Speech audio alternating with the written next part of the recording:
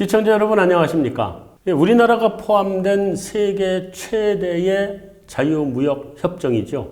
RCEP이 사실상 타결하기로 합의를 했습니다. 이 협상 개시 7년 만인데요. 아시아 태평양 중심의 국가들이 다 포함된 거대 경제권이 새롭게 탄생하는 겁니다.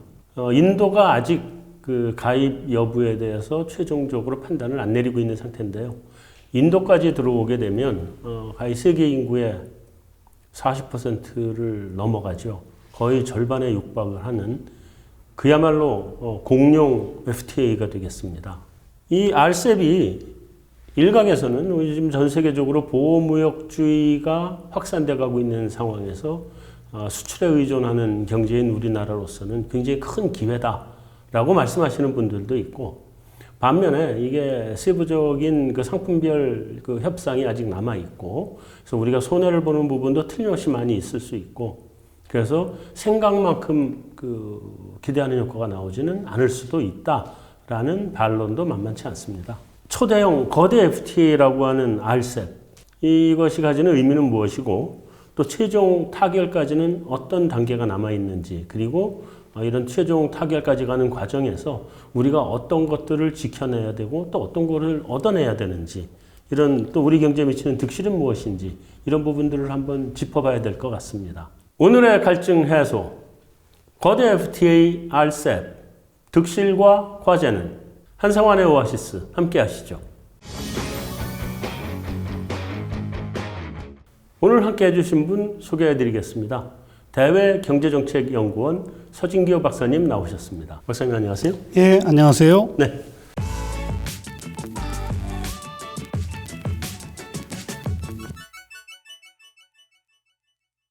RCEP이 영내 포괄적 경제 동반자 협정, 뭐 이렇게 하여튼 이름도 굉장히 복잡하네요. 예, 맞습니다. 들어가는 나라 수도 굉장히 많죠. 많고. 예. 아세안 전체하고 우리나라를 갖다가 포함해서 한중일, 한국, 호주, 뉴질랜드, 인도까지. 그러니까 인도는 들어오냐 마냐. 예, 16개 나라입니다. 16개 인도가 이제 현재 현재까지 이루어진 협정에는 이제 참여하지 않겠다. 일단 중단 보류라고 보류죠. 정확하게. 정확한 표현이겠죠. 이제 그런 상태이기 때문에 일단 15개국이 되겠습니다. 예. 인도가 인구가 11억 인구니까 거기 들어오면은 세계 인구의 한 40% 거의 절반에 육박한 거죠. 네, 절반을 넘어가는 거죠. 있고, 예. 우리나라 입장에서는 그 RCEP 참여국들하고 사실은 다 개별 FTA를 했잖아요. 예, 그렇죠. 일본만 안 한 거고. 예, 일본 한 나라 빠져 있습니다. 네. 일본을 제외하고 다 개별 FTA를 했는데, 이게 RCEP을 하는 게 뭐 효과가 있느냐 하는 얘기도 있고, 또 RCEP에 들어가게 되면 우리가 개별 FTA를 맺은 것하고 그러니까 어긋날 수도 있고. 네. 제가 생각하기에는 일단 우리나라가 네. RCEP에 들어가 있는 이제 15개국, 우리나라를 제외한 일본을 제외해가지고 이제 14나라 국가와 이제 사실상 이제 개별적인 FTA를 체결한 건 맞습니다. 네. 근데 이제 개별적인 FTA가 이 전체 16개국 전체를 갖다 포괄하는 거대 FTA와 각각 그 무슨 차이가 있느냐 하면은 개별 FTA는 아무래도 어떤 특정 국가와 특별하게 맺은 거기 때문에 다른 나라, 그러니까 16개 전체를 갖다 아우를 수 있는 공통의 무역 규범은 없습니다. 그러니까 예를 들면은 이제 우리나라가 이제 한중 FTA를 맺어가지고 중국으로 어떤 특정 상품을 갖다 수출하는데 특혜 관세 혜택을 받을 수 있죠. FTA를 맺었기 때문에. 근데 이제 동일한 상품을 갖다가 베트남으로 수출하려고 하면은 특혜 관세 혜택을 받을 수 있을지, 또는 그 상품이 우리나라산으로 인정해 줄지는 사실은 FTA마다 다 다릅니다. 왜냐하면 개별 FTA마다 그 독특한 무역 규범이 따로 있기 때문에 사실은 이제 개별 FTA가 많다고 해서 전체를 아우를 수 있는 거대 FTA가 갖고 있는 이점은 또 따로 있기 때문에 그런 점에 있어서 차이가 나는 거죠. 그래서 쉽게 얘기하면 이제 전체 16개국 전체를 갖다 아우를 수 있는 공통의 규범이 만들어졌기 때문에 그 16개 안에서 영내 무역을 갖다가 서로 하여 나가는 데는 전혀 무역 장애가 없다, 상대적으로. 네. 그렇기 때문에 무역에 드는 비용이 좀 낮춰질 수 있고, 네. 그런 의미에서는 이제 단일의 FTA보다는 거대 FTA가 훨씬 더 경제적으로 효과가 크다고 말할 수 있습니다. 공통의 규범이라고 하면 예를 들면 뭐 그러니까 원산지 규정 어떻게 할 예, 거냐 대표적인 다 뭐 똑같이 하고. 공통의 규범이 아주 가장 좋은 것이 이제 공통의 원산지 규범이죠. 그래서 네. 영내 16개 나라에서 생산되는 것들은 다 네. 한국산으로 다 간주가 될 수 있는 거죠. 그러면 요즘 저기 박사님 알다시피 지금 전 세계 제조, 그러니까 공산품의 생산은 어느 한 나라에서 다 생산돼서 무역이 거래되는 것이 아니라 여러 나라에서 각각의 그 무역상의 이득을 갖고 있는 여러 나라에서 걸쳐서 생산되고 이제 생산 네트워크망이 만들어지고 있죠. 우리나라는 특히 아세안이랑 생산 연계망이 굉장히 깊습니다. 네, 이제 네. 그럴 때 생산 연계망을 갖다가 이렇게 쭉 놓고 그 16개 국가 아세안 안에서는 전혀 서로 이동이 중간재가 이동이 되더라도 네. 서로 관세가 물론 나중에 관세 협상을 해봐야 되겠지만 네. 뭐 관세가 없든지 하면은 무역 거래에 드는 비용이 굉장히 낮아지는 거죠. 그런 의미에서는 굉장히 그 RCEP의 이 잠재적인 어떤 효과가 크다고 볼 수 훨씬 더 있는 크다. 거죠. 네. 어쨌든 이게 지금 협정문이 타결되긴 했는데 이게 구체적으로 내려가서 상품별 무슨 협상이라든가 이게 전혀 안 된 상태고 지금 하겠다라고 하는 협정문만 타결이 난 거죠. 그렇죠. 이제 바로 이제 그 점이 이제 어떤 분들은 굉장히 비판적인 이제 그 말을 하기도 하는데 네. 지금 현재 정부의 발표를 정확하게 보면은 네. RCEP에 대해서 인도를 제외한 15개 나라가 협정문, 그러니까 공통의 무역 규범을 만드는 데는 합의를 했다. 네. 하지만 이제 보통 우리가 자유무역 협정 그러면 이제 어떤 상품의 관세가 낮아지고 뭐 서비스 시장이 어느 정도 더 개방이 되고 하는 그런 것들이 굉장히 중요하고요. 네. 또 중요한 의미를 갖고 있는데 그 부분에 대해서는 아직은 합의를 갖다 이룬 건 아니라고 이제 정부가 얘기하고 있고요. 네. 제가 이제 알아보니까 15개 나라 중에서 이제 상당한 나라와는 이미 어느 정도 그 관세나 그 시장 개방 그리고 서비스 시장 개방 쪽에서도 어느 정도 이제 합의를 이룬 것 같습니다. 이제 물론 이제 일부 국가와 아직도 이제 좀 의견이 있는 부분이 있어가지고 네. 완전히 서명 그러니까 시장 개방 협상까지 타결을 갖다 보기에는 조금 더 아마 시간이 필요하지 않나 그렇게 예상을 해봅니다. 그러니까 아직 그 최종 타결은 그러니까 어느 정도 이제 윤곽은 나왔다는 말씀인 그렇죠. 거죠, 구체적으로. 예, 맞습니다. 그러니까 그 최종 타결 윤곽에서 최종 타결까지 가는 시간 정도 더 걸릴 거고. 예. 그렇게 되면은 이제 도장 찍으면 끝나는 건가요? 그렇죠. 그래서 아마 인도도 뭐 남아 있긴 하지만 상품 분야에 있어서 시장 개방, 네. 그다음에는 이제 서비스나 투자에 있어서 이제 시장 개방 협상이 조금 남아 있기 때문에 그런 과정을 거쳐서 최종적으로 서명을 하기까지는 아무래도 좀 시간이 걸려서 일단 목표는 뭐 내년 뭐 여름 상반기 정도 내년 이제 봄 근데 상반기 늦어도 상반기까지를 보고 있고 또 서명은 아마 내년 말에는 15개 나라 또 뭐 경우에 따라서 인도도 포함해 가지고 16개국이 서명식을 하게 될 것으로 예상을 합니다.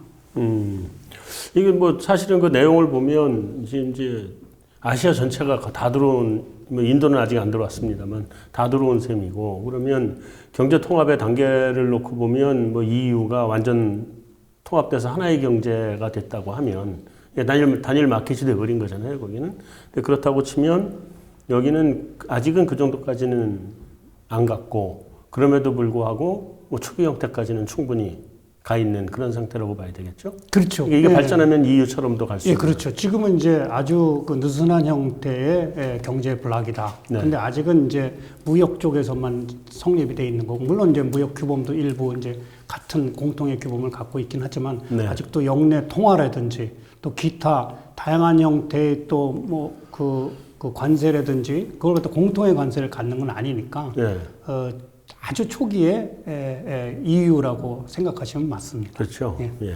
근데 이게 이제 원래 RCEP이 시작이 이제 중국이잖아요, 사실은. 근데 가다 보니까 뭐 일본이 뒤에서 뭐 마쿠로 많이 그 공을 들였다 이런 얘기도 있고, 우리나라는 뭐 이거 할까 말까 하다 마지막 순간은 우리도 굉장히 적극적으로 들어갔다. 뭐 이런 얘기도 있고 그런데 또 한편으로서는 이게 아세안이 앞장선 거지 한중일은 사실은 뭐 그런 거 아니다. 뭐 이런 얘기도 있고 이게 어디가 주도한 건가요? 정확하게.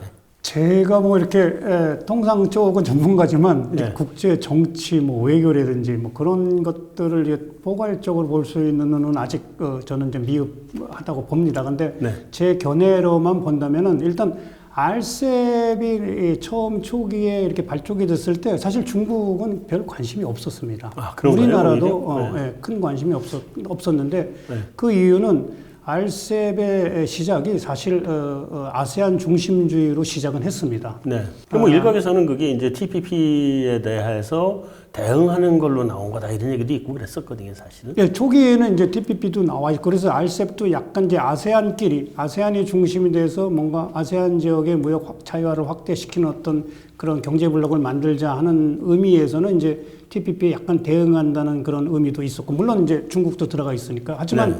기본적으로 RCEP의 출범은 이제 아무래도 표면적으로는 아세안 중심주의를 내세우고 있지만 뒤에서는 아무래도 일본의 영향이 컸다. 이제 그런 판단을 하는 거고요. 그래서 이제 우리나라나 중국도 약간 이제 선뜻 마음을 갖다 열면서 들어간 것이 아니라 떠밀려서 들어갔다고 이제 그렇게 판단하고 있습니다. 네. 그런 모양새를 취했는데 근데 이제 시간이 지나면서 RCEP 협상을 시간이 지나면서 중국은 사실 RCEP에 큰 관심이 없이 RCEP보다는 1대1로라는 더 큰 그랜드 그렇죠. 스케일의 정책을 써서 네. 서쪽으로 계속해서 중앙아시아라든지 또 유럽 쪽으로 나아가고 있었고요.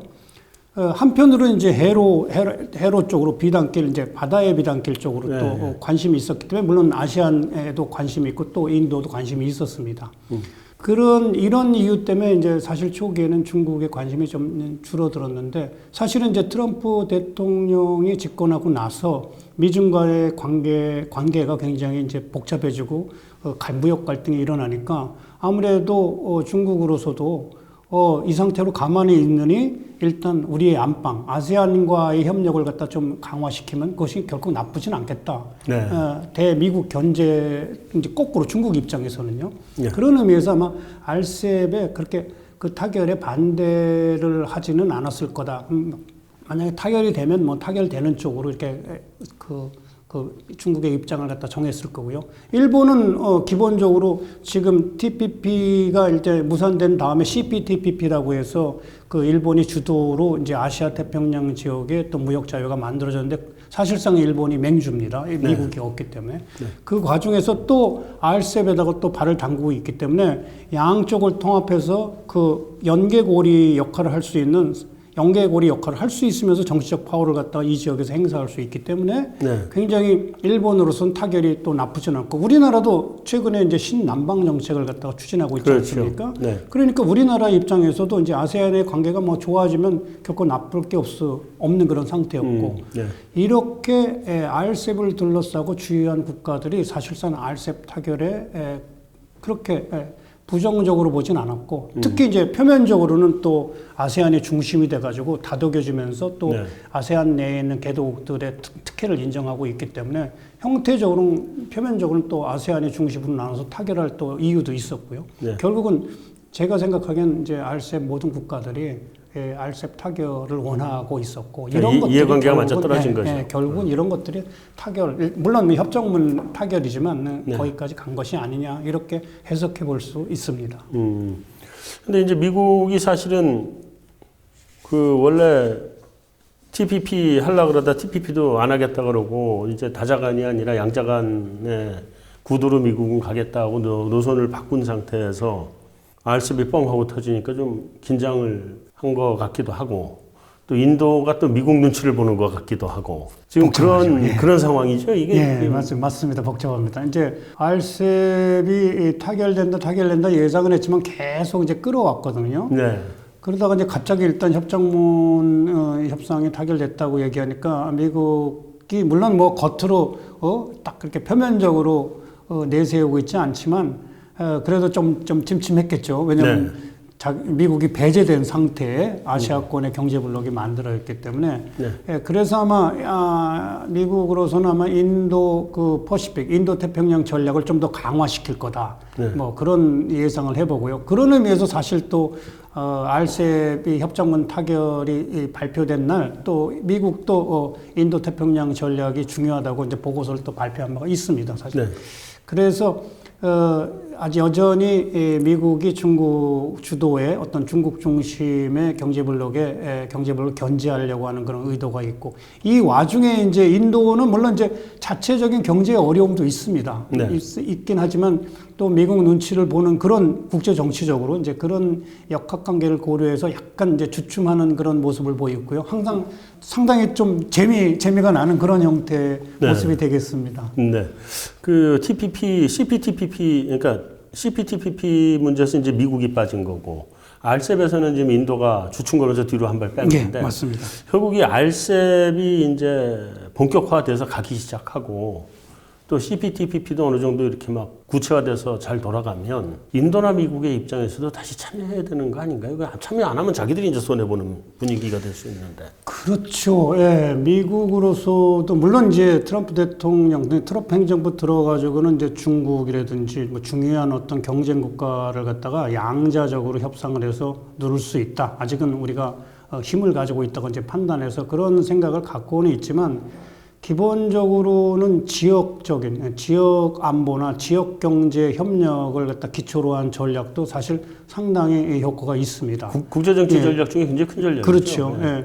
그렇기 때문에 이제 다시 CPTPP로 미국이 다시 되돌아올 가능성도 이제 여전히 있다고 보는데, 한편 이제 그 가능성보다는 저는 기존의 트럼프 행정부가 갖고 있는 네. 그 인도 태평양 전략, 네. 인도 태평양 전략을 보다 강화해서 그쪽의 전략 안으로 아세안의 중요한 국가들, 뭐 우리나라로 들어오라, 네. 중요한 국가들 같은 들어와가지고 인도 태평양 전략을 좀 확대시키는 그런 그 방안을 갖다가 추구하지 않을까 생각해 보고요. 만에 하나 미국이 일본이 주도하고 있는, 이제 일본이 미국이 들어오기를 바라면서 이제 아직도 기다리고 있는데, 그 CPTPP 안에 들어간다면, 왜냐하면 미국은 지금 현재 멕시코와 캐나다, 그래서 이제 과거의 나프타 협정을 이제 개정한 새로운 이제 네, 그렇죠. 협상을 맺지 않았습니까? 근데 그 협상의 그 시장 개방 수준이 지금 현재 CPTPP보다 훨씬 높습니다. 네. 그러니까 이제 그런 높은 무역 협정을 맺어놨기 때문에 CPTPP로 다시 되돌아온다면은 아무래도 CPTPP가 현재와 같은 형태는 안 될 거다. 아마 상당히 큰 변화가 있는 새로운 형태가 만들어진다면 그때서야 미국은 아마 들어오지 않겠나, 그렇게 생각을 해봅니다. 인도의 입장에서는 지금 RCEP에 지금 현재로서는 뭐 뒤로 주춤하고는 있습니다만, RCEP이 또 본격화돼서 돌아가기 시작하면 빠져 있으면 자기만 손해일 텐데, 그렇지 않나요? 그렇죠. 결국은 인도는 다시 들어올 가능성이 이제 높다고 봐야 되는 거죠. 일단 저는 이제 인도가 이번에 이제 주춤 이렇게 한 이유가 네. 두 가지로 생각해 볼 수가 있는데요. 네. 첫 번째는 일단 정말로 인도 내부가 인도 내부, 그러니까 국내 경제가 어려워서, 특히 이제 모디 그 총리가 내세우고 있는 것이 인도의 제조업 부흥입니다. 네. 그래서 메이드 인 인디아를 강조하고 있는데, 사실 지금 RCEP에서 RCEP에 들어와서 관세가 제조업 분야, 그러니까 공산품 분야 관세가 낮아지면 인도가 우려하고 있는 게 대중국산 그 범용 소비 제품이 많이 들어와가지고 인도의 제조업의 부흥을 갖다가 부흥에 부정적 영향을 끼칠 거 아니냐, 이제 그런 점을 사실 우려하고 있습니다. 네네. 우려하고 있기 때문에 조금 이제 주춤하고, 그렇기 때문에 대중국에 대해서는 인도의 수입 관세를 갖다가 낮추는데 좀 예외를 달라라는 그런 어떤 전략적인 측면도 있는 것이고요. 네. 하지만 아세안이라는 것은 결국 앞으로 향후 세계 경제의 새로운 엔진 역할을 하게 되는 그런 지역으로 모든 전문가들이 보고 있기 때문에, 네, 그렇죠. 인도가 여기서 그냥 빠지고 나몰라라 하는 그런 상태로 계속 갈 수는 없다고 생각합니다. 적절한 여건과 조건이 주어진다면 인도도 당연히 이런 RCEP에 포함해가지고 아마 상당한 형태의 세계 최대 경제 블록이 될 것으로 예상하고 있습니다. 네. 이게 지금 미국 트럼프 대통령 때문인지 아니면 전 세계가 경제 위기 때문인지 모르겠는데, 보호무역주의로 막 돌기 시작하면서 사실은 이럴 때 그 RCEP이 이렇게 터져 나온 거는 너무 보호무역으로 가고 있는 상황을 다시 가트나 WTO 이런 쪽으로 끌고 오는 그런 의미도 있는 것 같아요.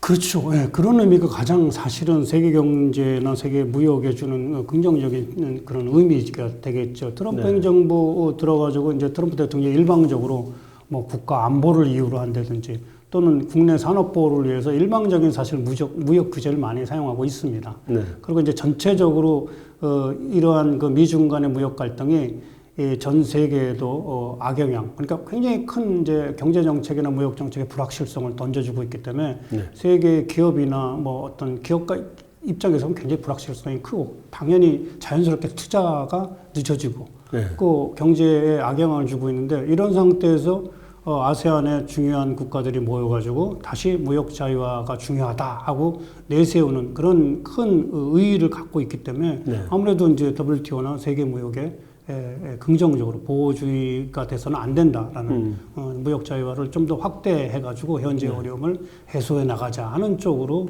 매우 이제 긍정적인 어떤 사인을 보내고 있는 거죠. 네.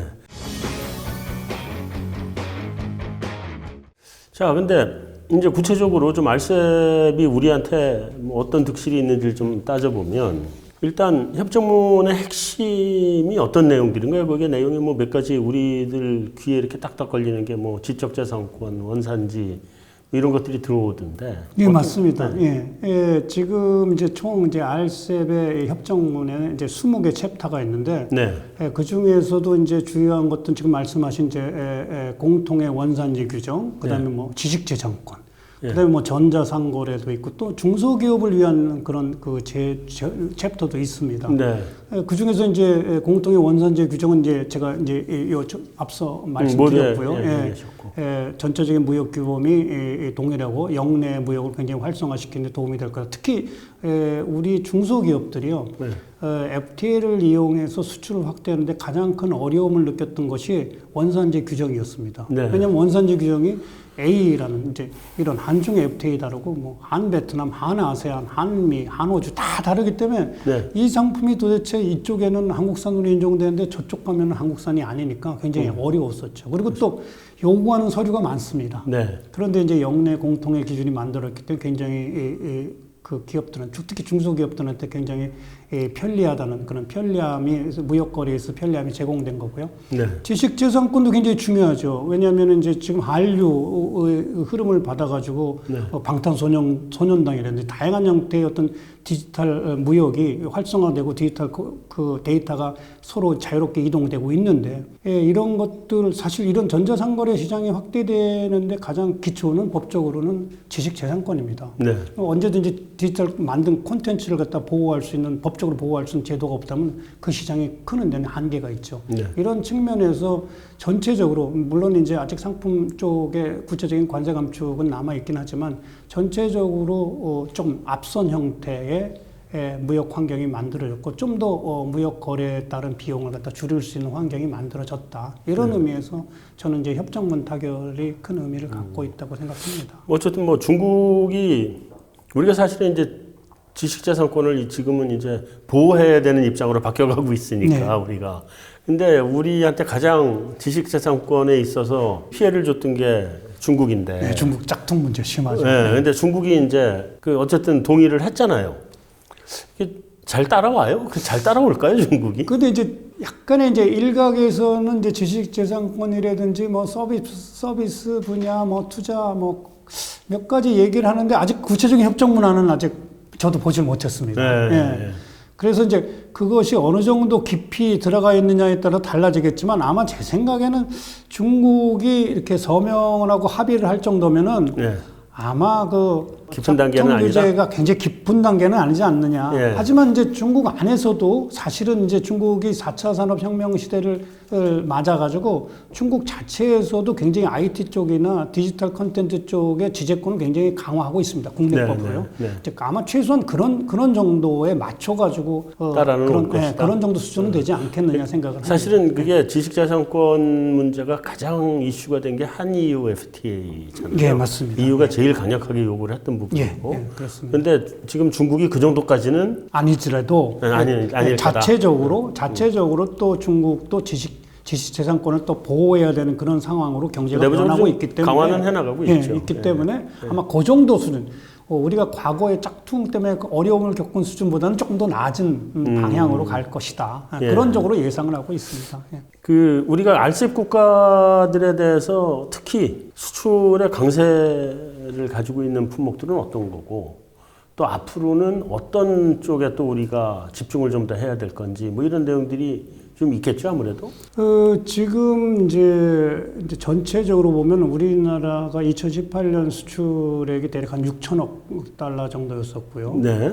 그 2019년 이제 9월까지 통계를 보면 한 조금 이제 수출이 줄어가지고 한 4천억 달러 정도 됩니다. 이 중에서 RCEP 국가, 아세안을 포함한 그 나머지 5개 국가로 나가는 총 수출액이 수출 중에서는 대략 한 50%가 좀 넘습니다. 그렇죠. 물론 이제 중국이 한 25%를 차지하고 있기 때문에 중국을 빼더라도 25%가 굉장히 큰 거죠. 이 RCEP 지역의 우리의 수출 시장이 되는 거고요. 네. 그런 의미에서 이제 RCEP이 우리나라의 수출에 중요한데 주로 주요한 품목들은 아무래도 이제 우리의 수출 주종이라고 얘기할 뭐 반도체라든지 또는 전기 전자 제품 또는 그다음에 철강, 그다음에 이제 자동차도 좀 있습니다. 그런데 아주 재밌게 이제 그 무역 영내 어떤 생산이나 무역의 특징이 이렇게 분화가 이루어지다 보니까 상대적으로 전기 전자 제품은 왜 베트남에 삼성의 이제 핸드폰 공장도 설립됐고요. 그런 것처럼 전기 전자나 또는 반도체 쪽의 그 무역은 상대적으로 무역 거래가 굉장히 원활히 이루어지고 무역 장벽도 상대적으로 좀 낮습니다. 반면에 자동차나 자동차 부품은 사실 철강을 포함해서 조금 아세안 쪽에 관세가 높고 무역 장벽이 높습니다. 아무래도 그 일본의 자동차 기업들이 먼저 아세안 쪽에 진출해서 상대적으로 시장을 갖다가 딱 장악하고 그 다른 국가들의 시장 진입을 아마 억제하려고 하는 그런 정책이 간접적으로 작용한 결과 아닌가 그렇게 생각하는데 아무튼 이러니까 우리가 유리한 품목들, 이제 RCEP을 타결을 통해서 우리가 수출을 확대시킬 유리한 품목들은 이제 보통 일반적인 그런 우리 수출 대중 수출의 주종 품목인데 사실 국가별로 조금씩 이제 보호 수준이 좀 다르기 때문에 아마 향후 협상에서는 이런 점, 이런 이제 국가별로 차이, 그다음에 산업별로도 관세가 좀 높고 보호 수준이 높은 걸 좀 더 낮추는 쪽으로 주력을 해야 될 것으로 생각합니다. 네. 이제 우리가 개방을 해야 되는 시장들이 농수산물 분야. 우리 경쟁력이 없잖아요. 어렵죠. 그리고 RCEP에 있는 나라들은 대부분이 이쪽에서 경쟁력이 있고. 그렇죠. 그러니까 그 부분은 우리가 지금 시장의 타격이 볼 수밖에 없지 않느냐는 부분 하나 생기고. 그게 큰 우려가 되고 있죠. 농업계에서 특히요.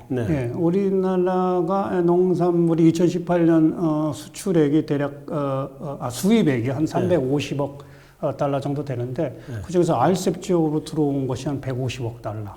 그래서 한 40% 정도 차지하고 있고요. 수출은 이제 우리나라 전체 수출이 지금 2018년에 한 66억 달러 정도 되는데 그렇죠. 농업이 얼마 되지 않습니다. 근데 하지만 그 중에서도 RCEP 지역으로 나가는 RCEP 국가 지역으로 나가는 것이 40억 달러. 그래서 한 60% 정도 차지하고 있습니다.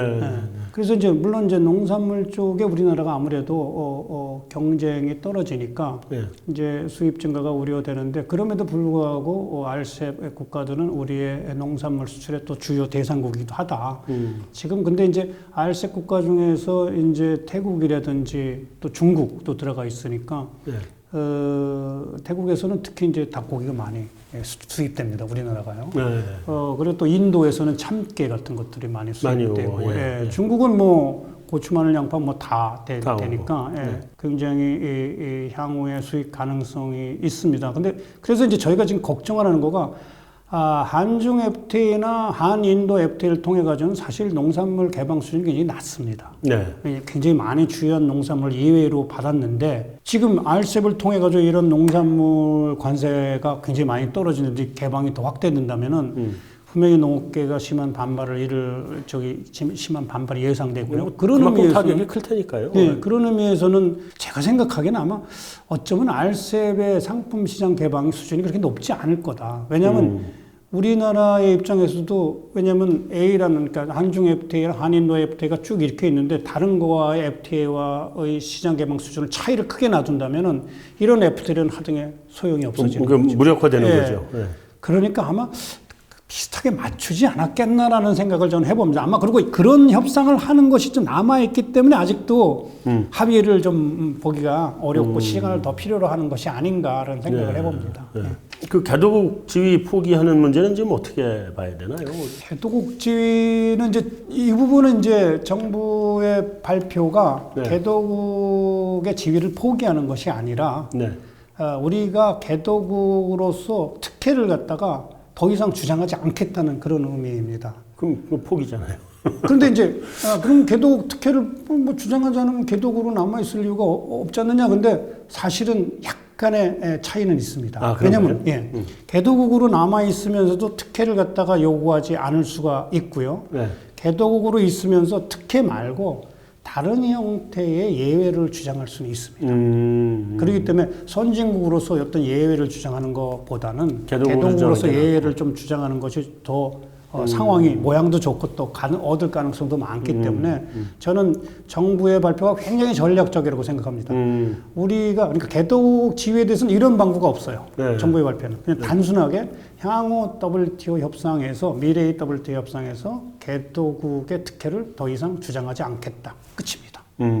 그래서 그럼 개도국 지위는 어떻게 할 건데 답이 없어요. 네. 그러니까 앞으로도 개도국 지위를 갖다 계속 유지할지 안 할지에 대해서는 아직 전략적인 판단을 하겠다는 거죠. 저는 이제 그런 의미로 상당히 그 개도국 문제는 아마 정부가 나름대로 고민을 많이 해서 전략적인 발표를 한 것이 아니냐 그런 판단을 하고 있습니다.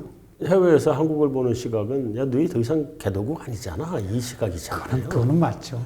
우리나라 지금 그 OECD 회원국이면서 G20 주요 20개국 회원국이고 또 1인당 국민 소득이 3만 불 넘는 나라는 전 세계에서 우리나라를 포함해서 9개국입니다. 그러니까요. 9개국에 속하는데 우리가 개도국이라고 얘기하기는 사실 국제사회에서 거의 우리나라 주장을 받아들이기 그러니까요. 어렵죠. 우리가 국가 신용 등급이 세계에서 두 번째인가 높고. 그렇죠. 좀 어렵죠. 사실 그런 점 충분히. 어쨌든 뭐 우리 정부도 굉장히 전략적으로 판단을 해서 발표를 한 거다 이렇게 보이긴 하는데. 그 이제 일본하고 문제를 좀 따져봐야 되겠어요. 우리가 세계의 주요 경제 대국하고는 깊든 아니면 그렇게 깊지 않든 간에 다 FTA를 맺었는데. 예, 그렇습니다. 일본하고만 상호간에 FTA가 없잖아요. 예. 근데 드디어 이제 일본하고 FTA를 해야 되는 상황이 왔어요. 이게 양자건 다자건 간에. 예. 이거는 그 어떻게 봐야 되나요?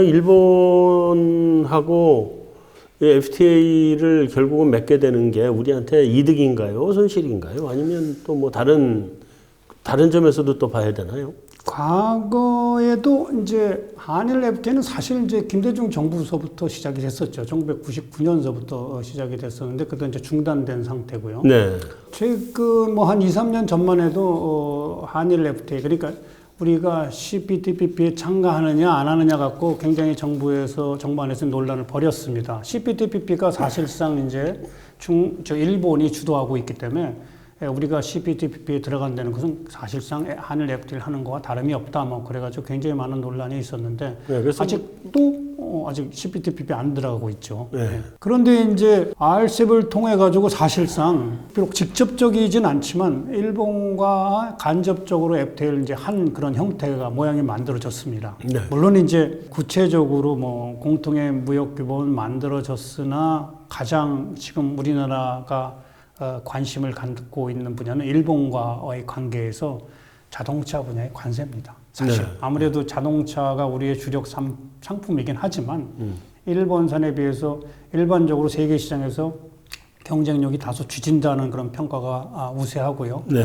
그런 의미에서 우리나라의 자동차 관세를 오랫동안 유지할 수 있고 그런 부분을 갖다도 일본이 충분히 인정해 줘야 되는데 그 부분이 늘 문제였기 때문에 사실상 한일 FTA에서도 상당히 그 갈등이 좀 있었죠. 네. 또 우리나라가 지금 일본과의 관계가 그렇게 좋지 않은 상태에서 향후 이제 국내적으로 또 부품 소재 산업을 또 키운다는 그런 전략을 갖고 있으니까 그 부분도 사실 한일 FTA를 통하면 사실 우리나라의 부품 산업이 일본의 강한 어떤 부품 산업으로부터 보호될 수 있느냐가 또 의문이기도 하고요. 네. 이런 굉장히 복잡한 와중에서 RCEP이 이제 협정문 협상이 타결됐고 그런 과정에서 일본과의 그런 관세 협상, 그런 시장 접근은 어떻게 될 것이냐 이게 굉장히 이제 관건이라고 생각하는데 아마 그렇게 높은 수준은 아마 만들어지지 않아. 우리가 아마 우리 그 제조업계의 네. 어떤 이익을 갖다 고려해서 대일본 관세는 그렇게 많이 감축되지 않는 형태로 가지 않겠느냐 그렇게 예상을 해보고 그런 것들이 또 사실 굉장히 키 있습니다. 아마 지금 우리나라가 아마 그 시장 접근 협상에서 남은 그런 가장 큰 최대 이슈는 아마 일본과의 관세 협상이 아니겠느냐 예상을 해봅니다. 자, 이제 뭐 관련된 이슈가 여기에 또 부차적으로 나오는 것들이 예를 들면 우리 한중 FTA가 그렇게 깊은 단계가 아니잖아요. 아직 네, 맞습니다. 일본하고는 FTA도 없고. 그렇죠. 네. 근데 이게 이제 어떤 형태든지 RCEP이라는 형태로서 이제 한중일 삼국이 엮어지는 건데 이게 생전 처음인데 FTA를 하게 되면 예를 들면 사드 보복이나 이번에 그 우리 그 수출 규제 일본에 이런 거 못 하게 돼 있는 거 아닌가요? 물론 이제 협정문의 협상이 이제 어떻게 규정하고 있느냐에 따라 좀 달라지겠죠. 하지만 이제 그런 그 구체적인 어떤 수출 규제나 어떤 사드 보복 같은 그런 조치들은 사실 이제 꼭 무역에서 이렇게 얘기된 무역 협정에서 얘기되는 거와는 조금 거리가 있습니다. 네. 그래서 RCEP을 했다고 해서 그런 것까지 이렇게 없어지거나 그런 그 영향력이 없거나를 기대하는 건 좀 어려울 것 같고. 아, 그러면 그건 안 되나요? 다만 전반적으로 안 한 거보다는 조금 더 관계가 나쁘진 않겠죠. 적어도 더 나쁜, 더 악화되는 방향으로는 가지는 않기 때문에 그런 면에서는 조금 긍정적으로 보고 있다. 사실은 그 EU 단일 시장이라든지 뭐 이런 것들을 보면 그 어떤 형태든지 그러니까 비관세 무역 장벽도 할 수 없도록 돼 있잖아요. 맞습니다.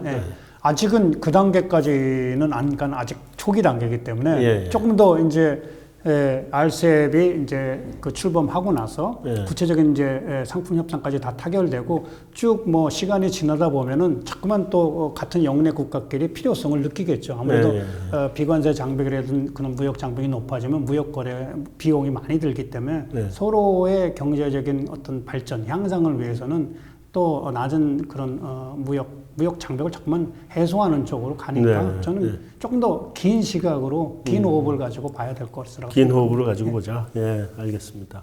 자, 이제 인도 문제가 제일 또 중요한 이슈가 안 될 수가 없을 것 같아요. 중국이 13억이라 그러면 인도는 11억이고 중국이 이제 인도보다 조금 먼저 경제 성장을 하고 그러긴 하지만 인도도 지금 굉장히 빠르게 추격을 하고 오고 있는 상황인데 인도가 빠져도 괜찮은가요? 안 되죠. 인도, 이제 중국이 사실 세계에 떠오르는 새로운 소비 시장으로 다들 이제 앞으로 2030년, 40년을 이제 각광을 받을 거라고 얘기하는데 그에 못지않은 시장이 사실 인도입니다. 그럼요. 그렇기 때문에 인도가 빠져서는 또 RCEP의 그 경제적 효과가 좀 많이 또 줄어들 것이고. RCEP이 반토막 나는 거니까요, 한마디로. 근데 인도가 꼭 들어오기를 바라는 그런 꼭 들어와야 되고 또 나머지 국가들도 그렇게 원하고 있고 반면에 이제 인도는 조금 더 좋은 조건을 달라고 하는 그런 내부적으로 좀 국내 어려운 문제도 있으니 아직은 자기네가 불리하다. 좀 불리하니까 야 좀 더 좋은 조건을 줘라. 근데 사실 그 아세안 이번에 RCEP의 하나의 특징 중에 하나가 아세안이 중심이 되기 때문에 아세안은 10개 나라 중에서 4개 나라 CLMV라고 그래서 캄보디아, 뭐 미얀마 그런 뭐 라오스, 베트남은 베트남 뭐 요즘 굉장히 많이 경제가 발전했지만 굉장히 떴죠. 최빈 개도국이라 해서 이들 나라에 대해서는 특별한 혜택을 준다라는 것이 일단 RCEP 협정문 시작에 나와 있습니다. 그렇기 때문에 이제 초기에서부터 인도는 그 얘기했죠. 우리가 거기는 들어가진 않지만 우리도 어려우니 그거에 준하는 형태의 조금 특별 대우를 좀 받아야 되겠다고 계속 줄기차게 주장해 온 바 있습니다. 그러니까 저는 이제 그런 인도의 국내 사정도 좀 보면서 그다음에 또 인도가 또 빠지면 또 안 되니까 좀 끌어들여야 되니까 이제 같이 어떤 적절한 그 조화나 타협점을 찾아 나가는 것이 이 향후에 남은 그런 RCEP 국가들의 과제가 아닐까 생각을 합니다. 예. 자, 우리 정부의 입장에서는 이제 이게 잘 마무리되면 그 신남방 정책이 한 획을 긋는 게 되겠어요. 그렇죠. 예. 왜냐면은 대통령께서도 아시아 다 순방을 하신 거잖아요, 그때. 그렇죠. 예. 우리의 신남방 정책이 과거에는 단순하게 아세안을 그냥 수출 시장으로만 보고 얼마나 많은 상품을 갖다가 이제 팔 수 있을까라는 시각에서 봤는데 지금 이제 신남방 정책을 통해서 정말로 어떤 같이 성장해 나가는 경제 어떤 파트너로서 전략을 취하고 있기 때문에 네. 우리의 시장일 뿐만 아니라 우리의 투자 대상국이기도 하고 결국은 새로운 그 세계 경제를 이끌어나갈 엔진이 될 수 있는 그런 지역이기 때문에 그렇죠. 조립생산 기지도 되고. 그렇죠. 네. 같이 커 나가자 하는 그런 입장으로서 RCEP이 갖는 게 굉장히 중요한 거죠. 네. 앞으로 우리나라도 굉장히 많은 어떤 노력을 그리고 또 관심을 보여야 될 거라고 생각합니다. 네, 서진기 박사님 오늘 나와주셔서 감사합니다. 예, 감사합니다. 네. 네, 이 RCEP 협정문은 서명이 됐고 이제 구체적인 그 내용까지 타결나는 게 내년 2월이 예정이라고 합니다. 인도까지 만약에 합류를 하게 되면 EU보다 훨씬 더 큰 규모의 경제권이 생기는 거고 우리가 시간을 가지고 이 경제적인 결속도를 EU 수준에 육박하게만 키워나간다고 하면 아마 이 경제권이 그 EU보다도 훨씬 더 큰 규모로 넘어설 수도 있는 그러니까 당장 그 힘은 뭐 상대적으로 미약할 수 있겠습니다만 향후에 발전 또는 성장 잠재력이라는 걸 놓고 볼 때는 세계의 가장 큰 경제권으로 커질 수 있는 시장입니다. 그래서 우리가 한번 그 향후에 기대를 많이 해봐야 될 것 같고요. 다만 이제 아까 우리 서 박사님께서 말씀하셨던 것처럼 한일 간의 이제 사실상의 FTA 문제, 이 관세 문제를 어떻게 해결할 거냐, 그리고 인도를 또 어떻게 끌어들일 것이고 또 이 RCEP이라고 하는 시장 내에서의 한국과 중국과 일본 간의 헤게모니 다툼에서 우리가 어떻게 밀리지 않고 주도권을 쥐고 갈 수 있을 것이냐 하는 것들이 향후 남은 숙제라고 볼 수 있겠습니다. 어쨌든 지난 서브프라임 사태 이후에 지금 특히나 미국의 트럼프 대통령 취임 이후에 전 세계적으로 확산돼 가고 있는 이런 보호무역주의 시대에 RCEP의 타결은 우리 경제는 굉장히 큰 의미가 될 것이다 라고 볼 수 있겠습니다. 하여튼 향후에 상품별 타결 또 국가별 타결 정부에서 한층 더 우리 국익을 위해서 애써주기 바랍니다. 한성환의 오아시스 여기서 마치겠습니다.